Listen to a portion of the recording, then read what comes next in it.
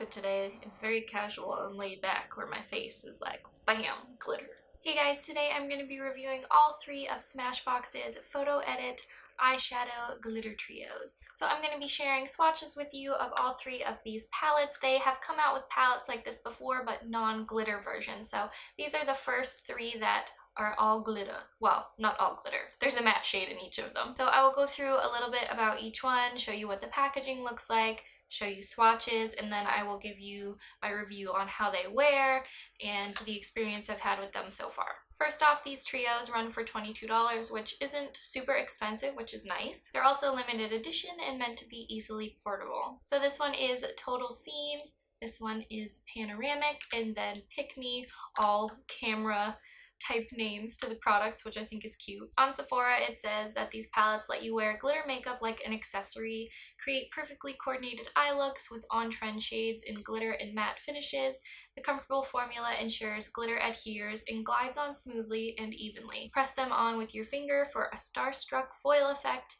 Smashbox's iconic camera lens compact includes a double dose of the shade you'll use most. From the swatches, you can tell that these are very glittery, and I have some thoughts about each trio because I don't think that they're all created equally. Maybe that's not the best way to describe it, but some of them have different textures, I feel like, than others. Out of the three, Panoramic has to be my favorite. I think all of the shades in here swatched very beautifully and they apply to the eye very beautifully. This matte shade right here, what is that called? On Point, is very light, so it's not going to be necessarily a crease shade, which is something that's kind of a given, at least to me, with eyeshadow trios like this. You're not really going to be able to create a full look with them. You can, certainly, but in my opinion, in the way that I apply makeup, I tend to use a lot more than just 3 shadows, especially when there's only 1 matte and 2 glitters. They do actually, on the back, have some instructions on how to do different eye looks, which I actually found this on accident. If you follow the looks in here, you're going to get a pretty basic, well, not basic because it's glitter, but you're going to get a pretty easy, you're going to have maybe a crease shade and a lid color type of look. But I do think that is helpful for a starting point if you have no idea what you want to do with these glittery shadows. But back to Panoramic, I think the glitters in here are the most pigmented out of all 3 of the palettes. They feel like a glitter. They're not super soft. They're not super chunky. I think this one is my ideal out of the 3. I am going to be coming out with a tutorial where I apply every single shade from all 3 of these on my eyes, so you'll be able to see them all applied and how they look on the eye. So stay tuned for that if you're more interested in how they look and apply on the eye. I will let you know also what I have on my eye today. This blue shade right here, I See You, is what I have on my liner today. I did some black winged liner and then I went over it with some glitter glue and then pressed the I See You on top of it. So I do think it made for a really pretty glitter liner look. Total Scene kind of threw me off a little bit. When I first swatched all the shades in here, I was like, okay, the black is alright, it's not the best ever, but the gold and the silver seemed like they were a lot smoother and not necessarily as much of a glitter texture. But when I applied them to the eye, I found that Starboy, the silver, is extremely glittery and has a harder time pulling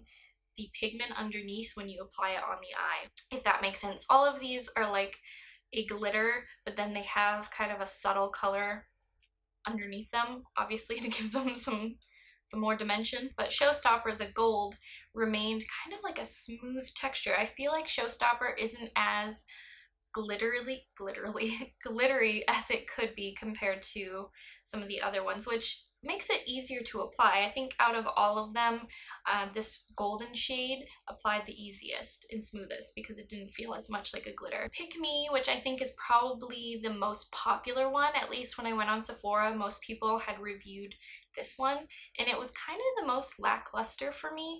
Not that I don't like these products, I do like these. I think the whole concept behind them and making it super easy to add glitter to your look like an accessory, I think that's adorable. And the colors in here I thought were going to be my absolute favorite, and I think out of all of them, the 2 glitters in here and the Starboy are the most fallout.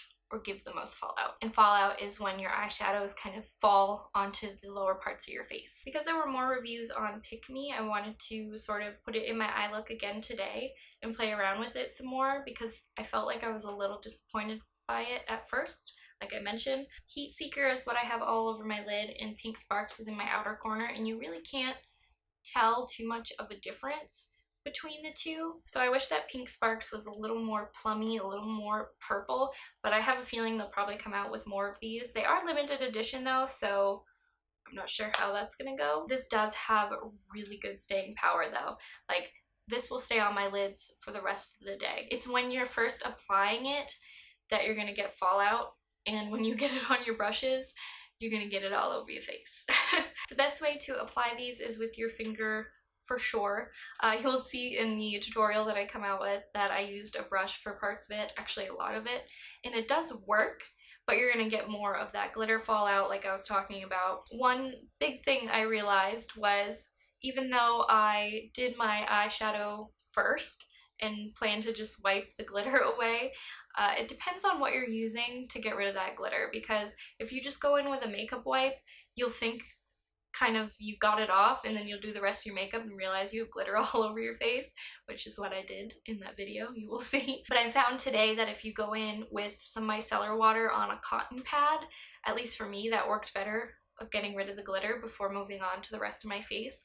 I do still have glitter flecks on my face, but I think that's more of my fault than the product. Those brushes that I used when I was doing the tutorial, I had them in front of me, and I think the glitter just kind of got on every single brush that I had in the general area. So I went to set my under eyes, and I was like, yes, there's no glitter, and then I got glitter all under here because it had somehow gotten on that brush. So keep your brushes clean when you use glitter products, because it'll get everywhere. When it comes to shadows like these, I recommend using a glitter glue, a glitter primer for your eye, and I tried 2 different ones so that I could give you kind of my thoughts on which one worked better. The first primer I tried was this one right here. I just recently got this as part of a birthday gift. It's the JCat All About That Base Glitter Shadow Primer, and I was really impressed with this. It's got a tackiness to it that is very, very similar to the other primer that I tried today when I put my eyeshadow on, is this one. This is a little sample of the Too Faced Glitter Glue Glitter Shadow Primer. I think the Too Faced Glitter Glue is maybe a tiny bit stickier, but I didn't notice much of a difference when I applied the glitter to both of these primers. I don't know if I mentioned before, but I do have Starboy in the inner corner today. So my quick pros and cons: these are really nice, colorful glitters. They have a kind of stickiness to them without being super sticky, so that they go onto your eye pretty easily. They're small and compact. They come in cute packaging that looks like a camera lens, and they have really good staying power on the eye. The cons: there's fallout. There's going to be fallout with glitter. You don't really get enough shades to create a full look unless you have all 3 of these, which then you can certainly create more of a full-toned, a well-rounded look. And I feel like the formula through all of them, or the consistency of the glitters, isn't quite the same, but they're very close. There's just some inconsistencies between different shades. You can use a brush if you're really careful, and if you're doing your eyeshadow before you do the rest of your makeup, I would say you can just use a brush, because then you're going to clean up underneath anyway. But try out different ways to clean up the glitter, because certain ways work better than others. At least that's how I have found. The mattes in the palettes are also really beautiful. The black one is kind of okay compared to the other 2. I think the mattes in Pick Me and Panoramic are really beautiful. I see myself using Fever Dream a lot. It looks a little more pink in here, but it's kind of more of a burnt pink / brown when you apply it to the eye. Thank you so much for checking out this review. I hope it was helpful to you if you were looking at these eyeshadows, if you love glitter, if you're just here to hear me talk, that's great too. You guys are super awesome. Be sure to keep an eye out for that tutorial if you're interested. Please remember to like, share, subscribe, and comment, and I will see you in my next video. Bye everyone.